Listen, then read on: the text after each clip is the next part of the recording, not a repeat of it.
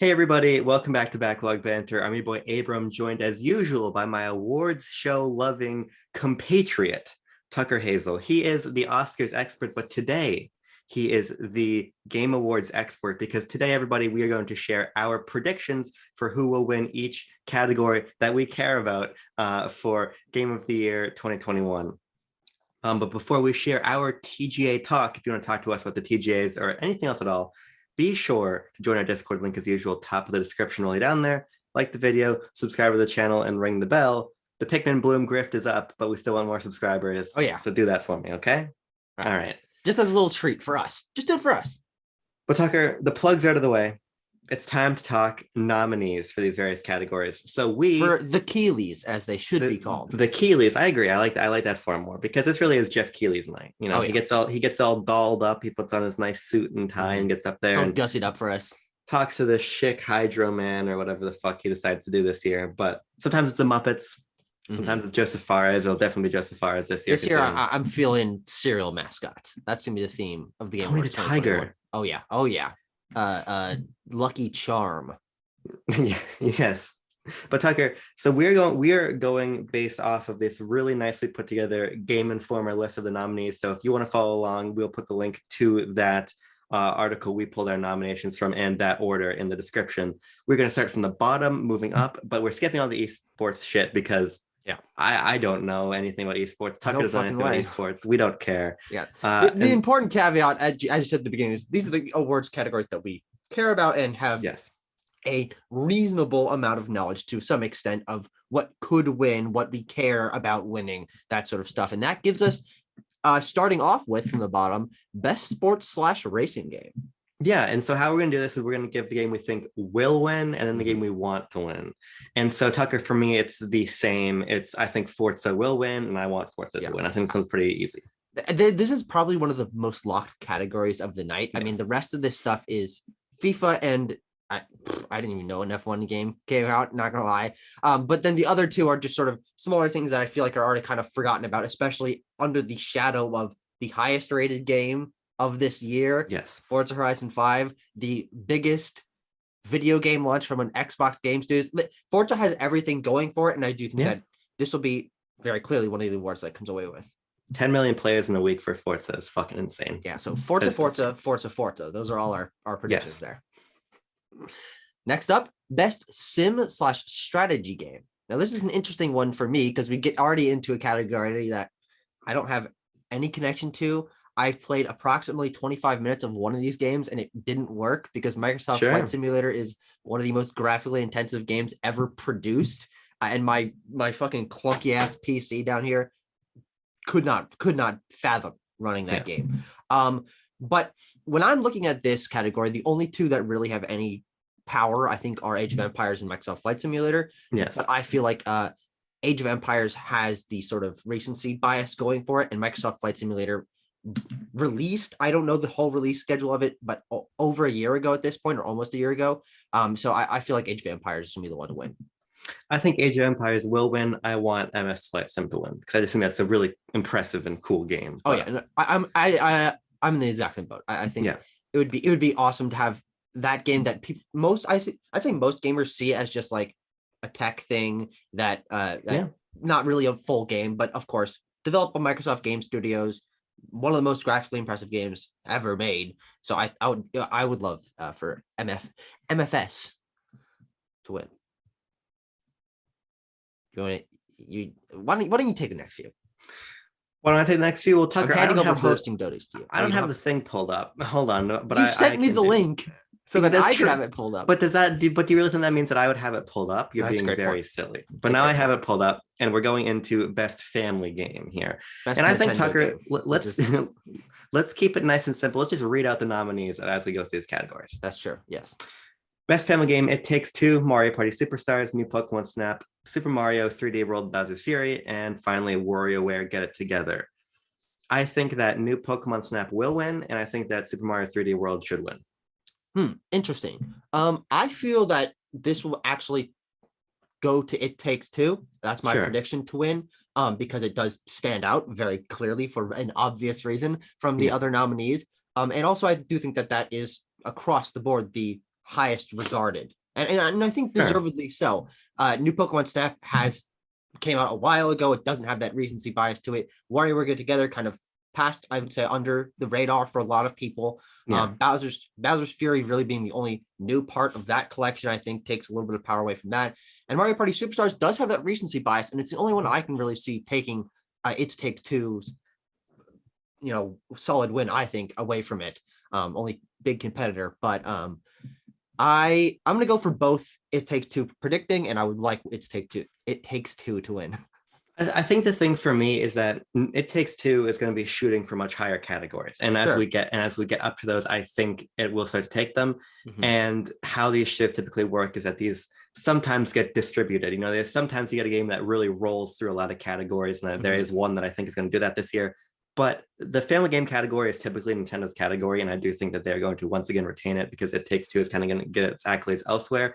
And it's important to remember that the majority of people voting here do not have families and are not looking at it through that lens, really. It's a good point. It's just kind of what is the best Nintendo game. And I think that for the demographic of people voting, this sort of games journalist block and all of that, they are in the age range and who found this game to be the most new Pokemon Snap, most nostalgic and perhaps most compelling of that list. So I do think it's going to win.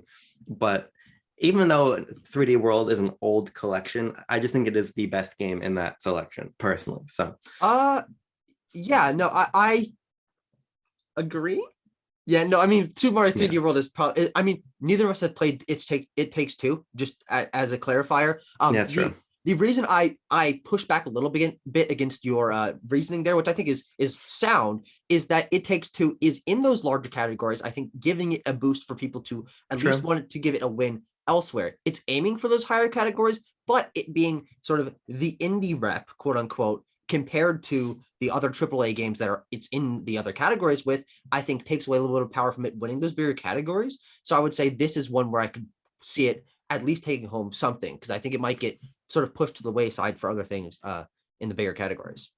We'll get to it. There's one that I'm pretty sure that it's going to win, but we'll see. It's funny. I again, neither of us have played this game, but I've heard that It Takes Two is not family oriented at all. It's a very adult story. It's of course probably more mechanically complex than a lot of the other games here, and so that's just an interesting way of that. Oh, it's a cartoony art style, so it's a family game, but well, the numbers already out. We can't really do anything. Yeah, I don't really think it fits in that category is my other thing, but let's just go back and forth. You take the next one, I'll take the one after. Okay, you know what? That's a much better system. Yeah. Yes. I think this is the second most locked category of the night, which is best fighting game. The nominee is being Demon Slayer, The Hinokami Chronicles, Guilty Gear Strive, Melty Blood Type Lumina. Which, by the way, I heard about that fucking franchise like a month ago from Monkey Balls in our server, I thought that was a joke. That sounds like a fake video game.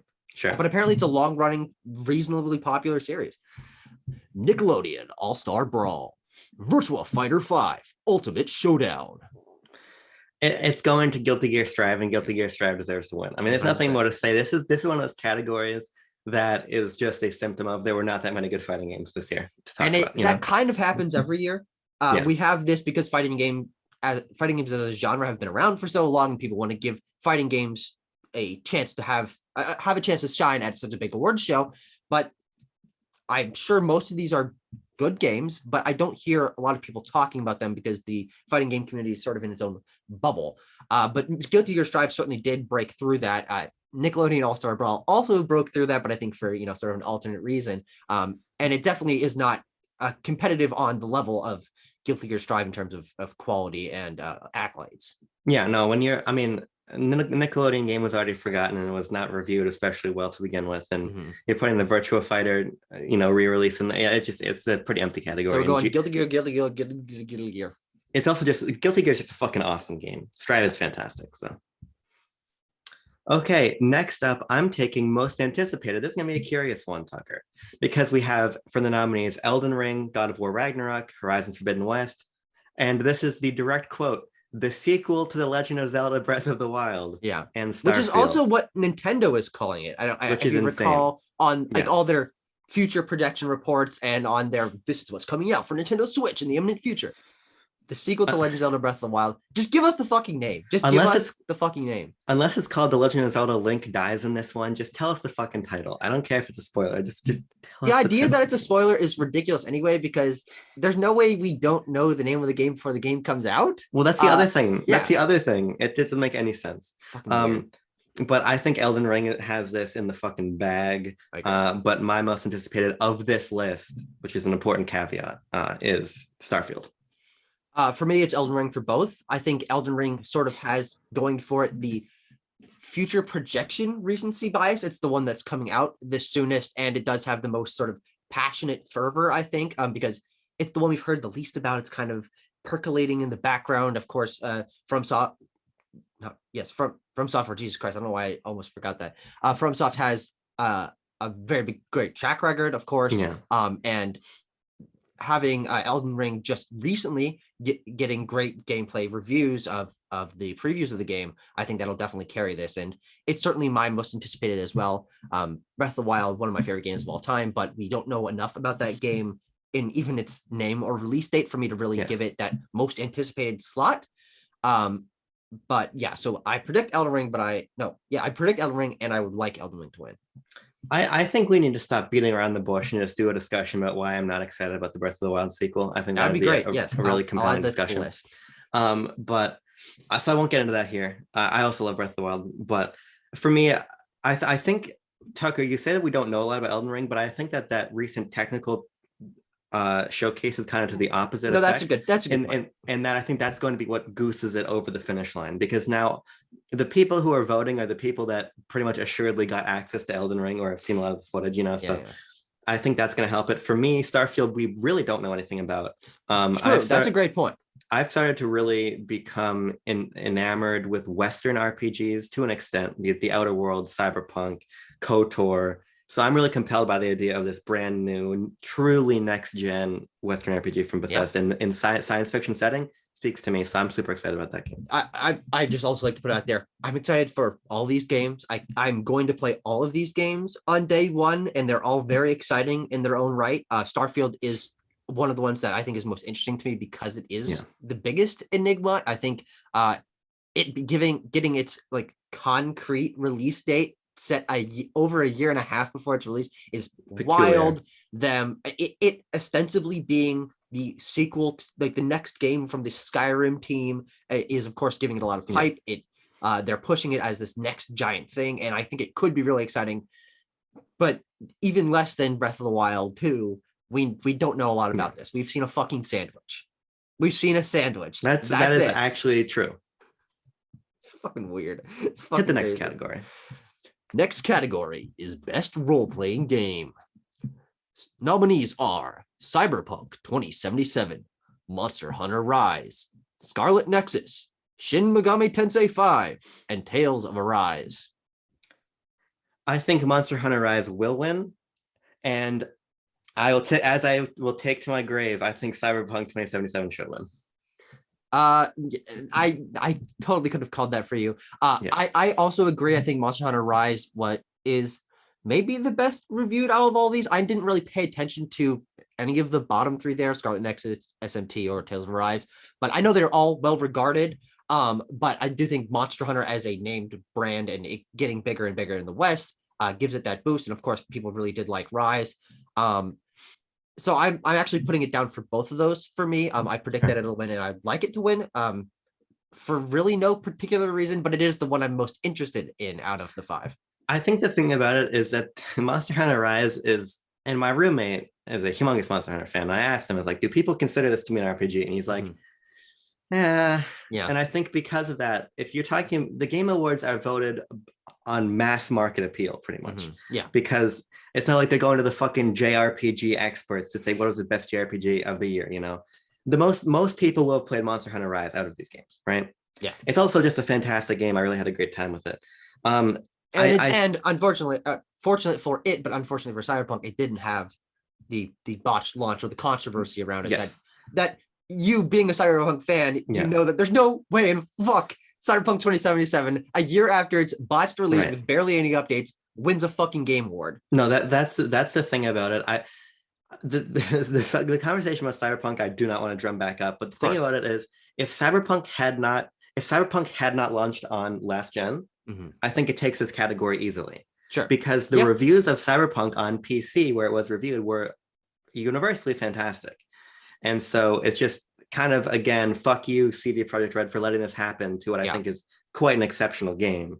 But I still love Cyberpunk, and I hope that the next gen version is actually good and it kind of brings the reputation back up. But they almost don't even really deserve a second chance yet. I think go away, fix it, come back, new content, new version, then we can talk. But I still love you. You can come whisper in my ear. Next category, because words don't mean anything anymore. Here's best action and adventure game. Marvel Guardians, which is just as I've sort of been thinking in my own head, Game of the Year Junior. Which is just like, here's a bunch of games we need to put someplace, so we call them action adventure because everything can be an action adventure. Yeah. Marvel Guardians of the Galaxy, Metroid Dread, Ratchet and Clank Rift Apart, Resident Evil Village, and Psychonauts 2. I would say none of these games are in the same genre functionally. No. You've got a Metroidvania, you've got a horror game, you've got a 3D platformer, you've got, I mean, Guardians of the Galaxy, I would say, is an action adventure game. I think, yes. And Ratchet and Clank Rift Apart, I would put more in action or platforming. Yes, it's a platformer. So it's an action platform. So, I mean, Tucker, for me, I think horseshit category. It is a horseshit category, but I think that this is the category that Metroid Dread wins, and it's the category I wanted to win. Because, spoiler alert, I don't think Metroid Dread has a fucking chance at taking Game of the Year. No, yeah, I agree. So I think this is the category it takes. This one's an interesting one for me because I would say all of these games are deserving in their own right to win this category. It's such a diverse category, as it being a horseshit category, that it's not clear which one is the best action adventure game of the year, because I would say really only one of these is an action adventure game. But because of that, I would say Guardians of the Galaxy does have a pretty good chance at this. Also, it has that recency bias for it. So I'm actually going to predict Guardians of the Galaxy, and I also say that while Rift Apart is, spoiler, my personal game of the year, I would say it does. I see this more going towards Guardians. So I would also love Guardians to win this, because I don't think it really, well, it has some chance to win other things, but I think this is where it has the best chance. Yeah, I think being the strong. Most apt member of this category to be accurately described as an action adventure game. Yes. It's your turn. It's my turn. Did I not? It is your turn. Oh, I didn't read it. Yeah, because I gotta go with my voice. Best action game. What the fuck? Back 4 Blood, Chivalry 2, Deathloop, Far Cry 6, Returnal. Which again is another terrible category with no consistency within its games. But I think Returnal it's better than action adventure games. It's better. I mean, I would categorize all these as action games. They're not the same genre of action games. Yes, that's a good point. I think Returnal will win, and I think Returnal should win. Yeah, for this, I actually do think Returnal is the most, I would say, action game out of this. Shooter, RPG, Back 4 Blood, I sort of more see as multiplayer. I don't know. Of course, there's multiplayer categories, but that's where I would sort of categorize that. And I didn't know Chivalry 2 existed, so I think on that merit alone, it has very little chance at winning. But Returnal, I think, will win this. But for what I want to win, I don't really particularly have a horse in this race, because I don't really see Deathloop as an action game, though that is my favorite out of this. So I'll just go with Deathloop as I want to win this. But I think that takes other categories. So I think Returnal's got a lock here. Well, I don't think it has a lock, because I think Returnal suffers from the fact that it was PS5 only. Sure. I think Far Cry 6 might be the dark horse here. That's a good Not point. that I necessarily think it deserves to win, but I also haven't played it personally. So, but I think Returnal is really excellent. As I will rail against when we get up there, this is the biggest snub for Game of the Year, in my opinion. So I think it's going to take action. We're going to skip Content Creator of the Year, because I've got no idea who anyone other than Dream is. And as we said before the recording, I buy. These are this reads like alien jargon from the background of a Star Wars movie. These read like free guy content creators that are made up. You know what I'm saying? Yeah. And as far as we know, as far as you and I know, Dream could be the only actual human being on this list. And also, I don't know if Dream is a real human. So let's just avoid alienating millions upon millions of fans of those people and talk about the best AR VR game. The nominees are Hitman 3, I Expect You to Die 2, The Spy and the Liar, Lone Echo 2, Resident Evil 4 VR, and Sniper Elite VR.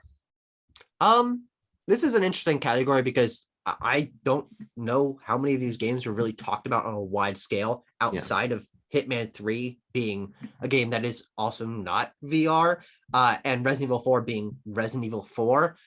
So I think this is a clear Hitman 3 win here. But Resident Evil 4, I think, is the second down. And people with that Resident Evil 4 nostalgia, I know that the VR version was well regarded. So I'd say it'd be more interesting to see Resident Evil 4 VR win. But I predict that Hitman 3 will win. It's very interesting because I have the complete reverse logic from you. I think Resident Evil 4 will win, but I think it'd be more interesting for Hitman 3 to win. The reason being, Resident Evil 4, I think, was kind of Resident Evil 4 VR kind of was the banner VR release for the year for a lot of people. Sure. It scored exceptionally well. There's a lot of people saying that it is definitive. It is not the definitive way to play Resident Evil 4, but a definitive way. It is a must have Resident Evil experience. But at the same time, it's a port of an older game brought into VR. Yeah. The reason I want Hitman 3 to win is because I think this is what VR support should be, which is a AAA scale new experience cross-released in VR, So I think Resi 4 will win. I think Hitman 3 VR should win. Okay. This brings us to Best Debut Indie Game. Another category that doesn't make sense. I mean, why do you say that? It's more the premise of the category. It's just an opportunity to talk about 5 more indie games, in my opinion, because certainly, but I see that as a positive thing. I think obviously most of these games don't have a chance anywhere else, and also giving studios that come out of the gate fucking swinging, big dick swinging like these studios have. Big dick swinging. You make a good point. Is a great. This is one of the categories that I'm most pleased exists. Sure. I think Best Debut Indie Game was presented by fucking Subway or something like that last year. So I don't know. I hope Quiznos does it this year. I don't know which fucking food brand is promoting it this year, but the Best Debut Indie Game nominees are Kena, Bridge of Spirits, Sable, The Artful Escape, The Forgotten City, and Valheim. So I don't think Kena can win this and Best Indie Game, and I think Kena will win Best Indie Game. Spoiler alert when we get up to it. So I think that The Forgotten City is going to win because that game has a lot of support in circles who have played it. Mm-hmm. But I think Sable should win, or I want Sable to win. I think Sable's a really interesting game. It's really high up on my list of things to play before the end of the year, before we make our Game of the Year lists. But I think Forgotten City takes it, and I want Sable to win. The two that I personally see, having not done a ton of research about this and having only played 2 of the nominees, I see the 2 most likely to win this being Kena and Valheim. Kena because good point, Valheim. Kena because even though you're right, it is likely to win Best Indie Game. It also is a insanely impressive debut indie game. In our review, the thing we praised it on most was, holy shit, this is the first game these people have ever made, and it's not quite on the level of the AAA PlayStation Studios, but it's damn close, and that's really impressive. Valheim also just being ludicrously popular, not a game that I have ever played, but I think there's a chance that Valheim's a good shout. The people who played it back when it was really popular, and it might even still be, I have no fucking clue, will still give it that vote. So I'm gonna say Dark Horse Valheim wins this. But I would want Kena to win this because I do think it's the most impressive debut indie game. Artful Escape is cool. It's very interesting visually, but it's not as impressive as Kena is. That's a good point. You make a very good point. I think you're actually probably right about Valheim. Now we're going to Best Community Support. Nominees are Apex Legends, Destiny 2, Final Fantasy 14, Fortnite, and No Man's Sky. This is an interesting one. Final Fantasy 14 obviously has its very fervent community around it that just always sings the fucking praises of Final Fantasy 14. So I don't think that's able to be ruled out completely. No Man's Sky, I think, having won at least once, if not multiple times in the past few years, I think kind of knocks it down. I haven't really heard anything about the recent updates to it. Apex, I think, continues to get the support that it gets, but I don't hear people raving about it necessarily.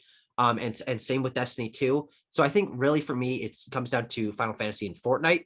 Fortnite obviously continuing to still be one of the biggest games in the history of ever. And I think deservedly so. They do give it great community support, but I'm going to predict Fortnite and say I would want Final Fantasy 14 to win just to give the Final Fantasy 14 fans some fucking yes, just moments. Well, I think actually Final Fantasy 14 is going to win because this year, especially as World of Warcraft completely fucks up, there was an enormous migration to Final Fantasy 14. That's a great point. That's a great point. I think this really didn't know about that, so I don't know why I'm saying that, but this really was Final Fantasy 14's year, so I do think it is going to win. I want No Man's Sky to win. I don't know if it's one. There's so many. A lot of these categories are kind of similar. Like we're gonna get to another one, which kind of feels interchangeable with this one in a way. So I don't know if No Man's Sky has won this before, but I just think that redemption arc is so incredible that this should just be called the Sean Murray gets another award category. Sure. Because I really don't think there's much more impressive than No Man's Sky's redemption arc. Yeah. Next up is best mobile game. Do we care about this category? I mean, I do. You can just read it out. I can skip mine and we can move on. Prediction. Nominees are Fantasian, Genshin Impact, League of Legends, Wild Rift, Marvel Future Revolution, and Pokemon Unite. Pokemon Unite will win. I think I want Fantasian to win. Fantasian, if you're not familiar, is a full JRPG from ex Final Fantasy developers. It was on, I think it is only still on Apple Arcade, but it is a very impressive game that I have been saying for a while should be taken to Switch the ways that a lot of other Apple Arcade games have been. So I think that should win. 15 Pocket Edition. Pretty much. But I think Pokemon Unite has that one locked down. I mean, if we can just, I don't really know enough about almost any of this to say definitively. Of course, Genshin Impact was very popular last year. I don't know if that popularity has carried through to this year. Pokemon Unite being a Pokemon game, I think gives it that boost. But you telling me what Fantasian is gives me some hope that could be a cool winner. But I can't really predict anything for this. Yeah, it's fine. So we'll move on to best independent game, which is a garbage category, as I'd like to discuss with you. Not because the games are bad, but because of the politics of the whole category, as I want to talk about. The nominees are Death's Door, Kena, Bridge of Spirits, Inscription, Loop Hero, and 12 Minutes. Now, let me just see if I can predict why you think this is such a horseshit category. Yes, it's because two of these, 2.5 maybe, are fully supported by AAA studios and were promoted by them. So it doesn't make a lot of sense to be including them. I mean, they are independently developed, but publishing is a huge part of popularity. So they kind of get that boost above your average independent game. Yeah, I mean, this category is just is emblematic of how the word indie has lost any and all meaning, which I think is disappointing because not because these games are bad, they're actually quite good, but because when it's a PlayStation published game, 3 games from Devolver Digital, and then a game from Annapurna Interactive, it makes it so hard for the truly small indie games to ever break through and get attention, which I just find super disappointing. But of this list, I think Kena is going to win, and I think Kena is the worst offender of being an indie game. Yeah, because it was revealed alongside fucking Ratchet and Miles and Returnal and all that shit. And they have a shit ton of thing. Yeah, and they've got a shit ton of funding from Sony. Sony is just it is what it is, but I think they're gonna win. For me, actually, I would put both prediction to win and my want to be Death's Door. I think that this is the only category that it really can take, but I do think that it especially with this re-release that you said I think happened today. I think for Switch, as of recording at least, for Switch and PlayStation, correct? Yes. Yeah. We'll give it that boost. And also it's a very high quality game. It got amazing reviews when it came out, and I do think that it's possible that people see Kena as the most impressive debut indie game, but That's a great Death's point. Door being the best indie game of this year. As I think time going forward, Death's Door will be the one that sort of stays around in cultural consciousness. Sure. On my spreadsheet under which I want to win, I literally just wrote "fuck you." For indie game? Yeah, so I'm gonna because I'm going to insert my own nomination. Oh, okay. And that is Severed Steel, which I don't think has a Severed Steel or Toem. Mm-hmm. Neither of which has a great chance to win because neither of which are nominated. But that's true. That's a great point. Either of those games would I want to win Indie Game of the Year. I mean, yeah. Next up is games for. Oh no, wait, did I? No, you're right. You're right. Yeah, I'm right. Games for impact. The nominees are Before Your Eyes, Boyfriend, Dungeon, Chicory, A Colorful Tale, Life is Strange, True Colors, and No Longer Home. So I will say I do not know what No Longer Home is. That's the one on this list I'm not familiar with. Yeah. But I think Before Your Eyes will win, and I want it to win. I agree with both of that. I think that it being here and being what that game is in terms of innovation and also storytelling, if you've played that game has a very personal and important story, which is I know what this category I think really goes for. That is certainly deserving to win, and having played it myself, I do think it is very clearly deserving of that win. I was expecting it not to be nominated anywhere. Yeah. So this is the perfect slot for that game to win. Yeah, there are like 6 games I want to play before the end of the year, and this is one of them. I just haven't. I'm unfortunately stuck under fucking BDSP right now, but there's a lot of as we've been working on this project, talking about the nominees and everything. I've been wanting to Chicory, Before Your Eyes, Sable, Death's Door, and then we'll get to the other ones. I guess so. I mean, I have interest in It Takes Two, but there's other things I'd just rather play more. Sure. Psychonauts 2 is the other big one for me. But innovation and accessibility, the nominees are Far Cry 6, Forza Horizon 5, Marvel's Guardians of the Galaxy, Ratchet and Clank Rift Apart, and The Veil, Shadow of the Crown. Now, I think Ratchet deserves to win, and I think it will win. Yeah, this is interesting because I do think that both Forza and Ratchet were very highly praised for their accessibility options, which great, awesome, very well deserved. Ratchet and Clank, it being my personal pick out of this in terms of enjoyment level, I would love to see it win to get for Insomniac to get the praise that they deserve. But I think that Forza also. Sure. I think Forza has this one in the bag with that recency bias and just the breadth of options that are in that game. The only reason I didn't give it to Forza is because I follow some of the people who write for, I think their site's called Can I Play It, which is one of like the foremost sites covering games and reviewing them from the perspective of accessibility. I know that there were some oversights. Okay, interesting. Then maybe my prediction makes no fucking sense, and maybe I should have. But it still was very highly acclaimed for its accessibility. So I don't know how sweeping its issues were, but PlayStation Studios has been doing a fantastic job with accessibility. I mean, Last of Us Part 2 last year was absolutely wild how much accessibility options they had there. And same with this. Now, Far Cry, I'm not familiar with their accessibility options, but Ubisoft has also been at the forefront of accessibility, and I think they don't quite get the credit they deserve there. But take us to the next category, Tucker. Next up is Best Audio Design. The nominees are Deathloop, Forza Horizon 5, Ratchet and Clank Rift Apart, Resident Evil Village, and Returnal. I'm losing my timbre to my voice. I gotta retard it. Well, as you wet your whistle, I will say that I think Forza will win, but I think Returnal should win. Forza sounds fantastic, but ultimately, I think that there's something a little bit less ambitious about making incredibly sounding cars, opposed to sort of developing the sort of sonic palette for an entire alien world. I think it's just a little bit more artistic intention and creativity that goes into that sort of sound design. 100%. Even though Forza is probably the most impressive, period.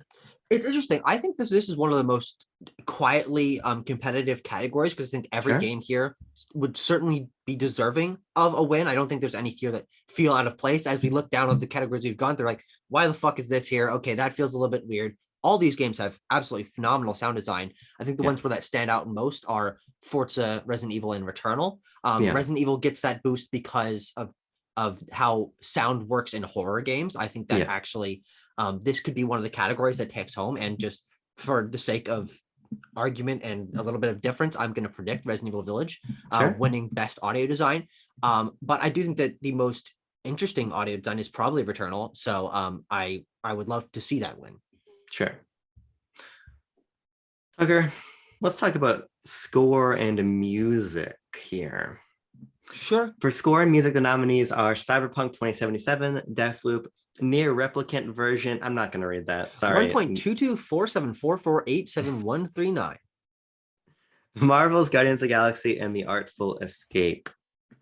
This one's interesting to me because none of these games are ones that I personally like loved the soundtrack for. I think combined with its use of actual human people music, Guardians of the Galaxy, I think will win this category, and I think it certainly deserves that. But while its original score is good, I don't think it was phenomenal. And Deathloop had some great songs and great in its soundtrack, but it wasn't standout.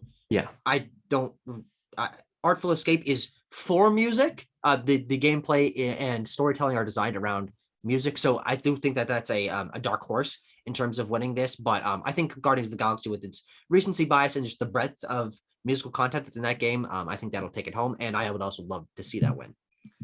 I think Guardians will win. I personally don't necessarily know if it's deserving of the win, because the Guardians of the Galaxy soundtrack is excellent because it's 80s music, you know?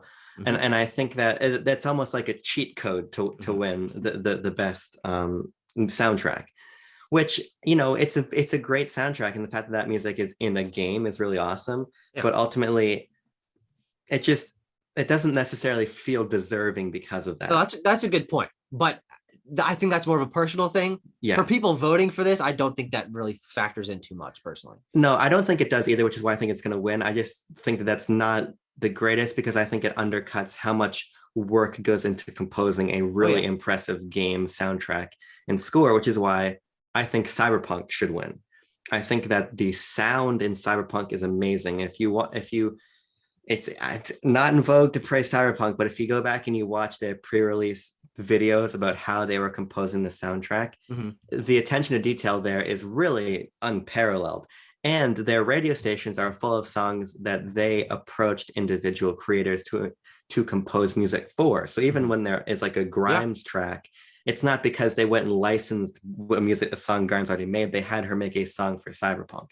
I think the extent to which they paid attention to that is deserving of a win. But again, I just think that CD Projekt Red has completely disqualified themselves from getting any kind of recognition. Oh yeah, and I think also just unfortunately of how the Game Awards are lined up in the release calendar. The too game far away. Being so long ago, I don't know how many people are would have even talked about Cyberpunk for score and music if it wasn't nominated in the Game Awards. Like just at the end of this year, people thinking back, okay, what happened? I don't know. Was Cyberpunk even talked about for score and music last year?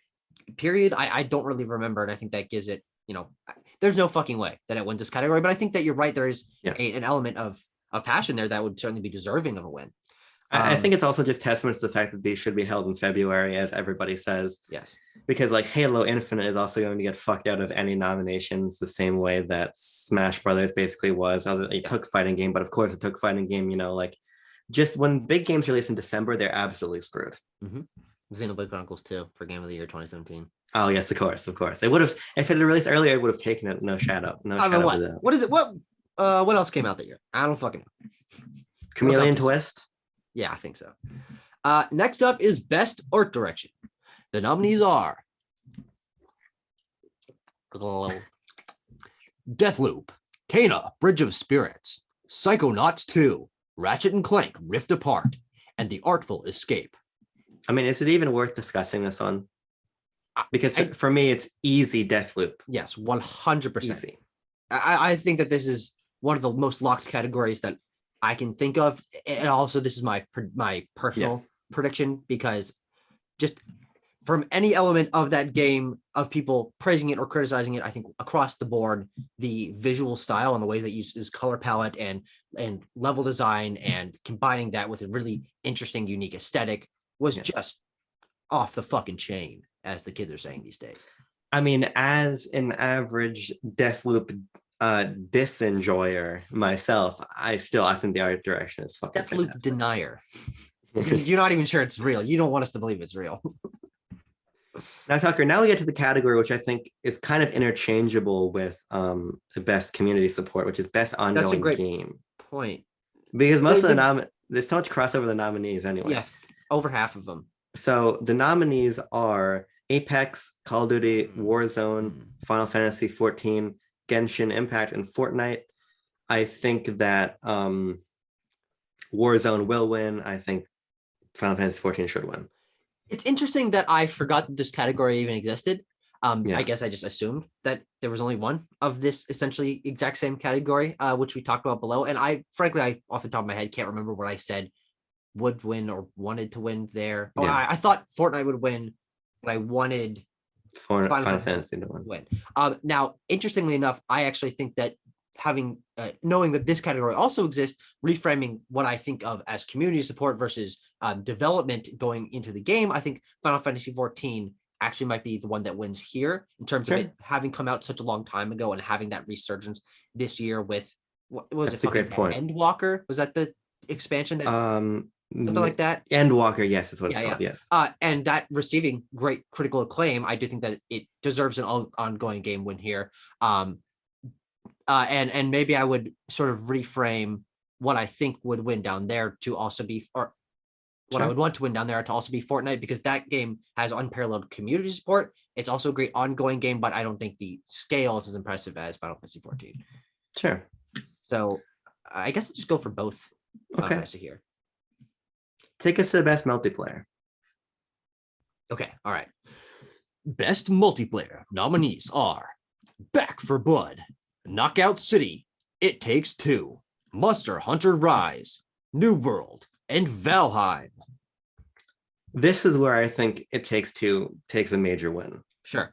I think It Takes Two wins here. I want Monster Hunter Rise to win, but I think It Takes Two easily. I've played none of these games.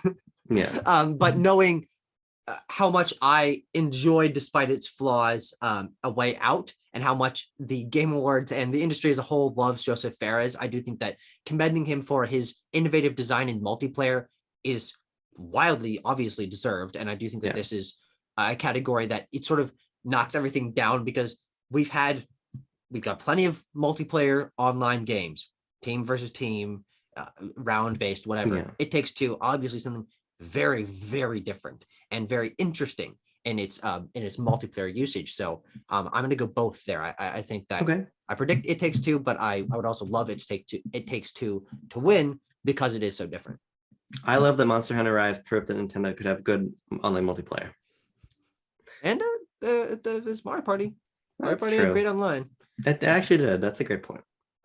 Best performance. We have Erica Mori for Alex Chen in Life is Strange True Colors. Giancarlo Esposito for Anton Castillo in Far Cry 6. Jason Kelly for Colt Vaughn in Deathloop. Maggie Robertson for, I didn't know she had a first name. Alcina Dimitrescu from Resident Evil Village, and Ozoima Akaga for Juliana Blake in Deathloop. I apologize in advance, or I guess retroactively. It looks like Ozioma Akaga. Ozioma. I apologize retroactively for everybody's names, so I just fucked up. Yeah. But I think Ozioma Akaga will win for Juliana Blake. I think she gives a great performance. Oh, yeah. I personally want Maggie Robertson to win for Lady Dimitrescu. For no reason. I'm not afraid to say I don't find Lady Dimitrescu very attractive. No, neither do I. She's no. You can step on me, but she's not that hot. Sure, she's no Bastille Shan, as I've come to learn in my time playing Knights of the Old Republic. But I think that the presence she brings to that game through her performance just elevates that character. Her presence, she's really got a huge presence. I hope huge pair of presents, you know what I'm saying? I hope when BLB gets bigger, somebody clips and gifts you doing that. I'm fine by that. Hey, future person who's gifting me, thank you for your hard work and service. As I was reading through these, I landed the exact same place. I think that Juliana is an amazing character, and the way that she sort of spins, talking to to Colt and explaining what's going on in the world is great, and her performance is great. I kind of see this as the Deathloop category, the two of them competing, and that might actually mean that it knocks it down to they might split the vote and knock it down to whoever's in third. I think the third being Giancarlo Esposito, if only for name recognition. Him being, a previously established live action actor, gives him that boost. If I'm digging into my fucking Far Cry 6 memory banks of a game I haven't played and didn't hear that much about, I don't know if he's actually in it that much. He's not in it that much. But yeah, so maybe this is an interesting one because I don't think anyone here is not deserving of a nomination. I think it's a great set of them this year. But I'm gonna predict Juliana Ozioma to win. And you know what? I think I want her to win as well. I will say that I think this is one of the category where Cyberpunk releasing in December fucked it over. Sure. Because Keanu Reeves as Johnny Silverhand really is excellent. And I think that's kind of a new benchmark for how to integrate a celebrity actor into a video game. Yeah. So I probably would have swapped him out for Giancarlo Esposito. What about how Jack Black sung a song for Psychonauts 2? I forgot about that. That's how you really integrate Jack Black's point. Boisterous, charismatic voice. Great point. You make a great point. All right. Tucker, take us best narrative. We're getting up there to best narrative. The nominees are Deathloop, It Takes Two, Life is Strange, True Colors, Marvel's Guardians of the Galaxy, and Psychonauts 2. Well, for me, Any first thoughts here? My first thoughts are that Deathloop will win narrative, but I want Psychonauts 2 to win narrative. Do you know anything about the narrative of Psychonauts 2? No, but I know that Psychonauts 2 deserves to win something. And I think if it's going to win anything, I agree. As someone who hasn't played it, I do think it's a quality game from what I can tell. Though I just don't know how much praise the narrative of that game got. The two that I know did get, or the three I would say that got very high praise for their narrative, being It Takes Two, Life is Strange, and Guardians of the Galaxy. Life is Strange for obvious reasons. That's the focus of that game primarily. But I think Guardians actually has this one in the bag because of that recency bias and how much it surprised people in terms of the quality of its narrative. And frankly, it doesn't really have much of a chance in other places. So I predict Guardians to win best narrative here. And that's also my personal favorite narrative. Deathloop had a good story, but it was told sort of non-linearly. So a good point. I both for Guardians for me. Well, I think the other thing is that for me, I think it's more ambitious in an interactive medium to tell the narrative. That's a great point. That's a great point. Now we're going to get... But we do live in an industry, for better or for worse, where people love it when games do stories that mimic movies. Yes, because they're foolish. Sure, yeah. Except when Naughty Dog does it. Because Naughty Dog does it. Naughty Dog's just so good at what they do that they can do whatever, and I'll be okay. Nice job, Naughty Dog. You know what I'm saying? Yeah. Best game direction. The nominees are Deathloop, It Takes Two, Returnal, Psychonauts 2, and Ratchet and Clank Rift Apart. I think that Returnal will win, and I want Returnal to win. I think that this is another one where I both think it should win and want It Takes Two to win. I haven't even played the game, but knowing how much people love Joseph Fares and how unique his vision is for his games, and this being, I think, the best example of how he loves to design his games and combine narrative with gameplay and visuals and all of that. It Takes Two, I think, deserves a direction win here, and also I think it'd just be really fun to have Joseph Fares give a fucking acceptance speech on stage and slander whoever it is he decides to this year. I just think that what Returnal was able to accomplish in a AAA framework is really impressive. Yeah. You talk about It Takes Two weaving together the narrative and the gameplay, but I think that the ways that Returnal does it is incredibly impressive. And again, Returnal just feels so fresh for its scale of production. Yeah. And I think it takes a very strong director to make Returnal to the game that it is. Of course. I don't disagree with that at all. Way. I don't disagree with that at all. I do think that name recognition is also important here, and you don't know who directed Returnal, do you? Yeah, but I think that, but does It Takes Two have name recognition either, really? It's I mean, when you're thinking about modern game directors, I think Joseph Fares is one of the ones that comes to mind, but name and recognition wise, but Hazelight, because I of don't his know. personality and stuff. No, yes, I think he set himself apart because of that one thing at the Game Awards. Yeah, So we'll see. I don't know if you remember when A Way Out was revealed, and he walked out on the EA stage, and in a fucking sea of EA, 2017 or whatever it was, them just doing fucking Star Wars and FIFA or whatever, and he comes out and says like, "We're doing something no one's ever done before. This is gonna be the greatest thing you've ever seen in your life, and I love every second of it, and it will be perfect. And if they say it's not, they're wrong." He fucking exploded onto the scene in a way that he's great. Grabbed me, and even though I haven't played It Takes Two, I do think that I don't know. I think his personality is maybe overshadowing the great direction of the other games, but I do think that it's a benefit to him. It's a benefit, but I also think it's important to remember that the nomination is not for director and that is not Joseph That's a good point. Yeah, that's a great point. But it's time for Game of the Year, Tucker. Here's what I want you to do. I want you to read out the nominations, and then I'm going to go to the Discord and read out what our Discord friends think is going to win Game of the Year, and then we'll give ours. How does that sound to you? Yep. Okay. All right. For Game of the Year 2021, the nominees are Deathloop, It Takes Two, Metroid Dread, Psychonauts 2, Ratchet and Clank, Rift Apart, and Resident Evil Village. According to our friends in the Discord, Abby, the BLB intern, our beloved represent BLB. BLB represent. He says Metroid Dread for Game of the Year, 2 thumbs up from Boying and Brett. Navaroli says, I want It Takes Two. I think it'll be Deathloop or Psychonauts 2, but sorry, you already said Deathloop. Better luck next time.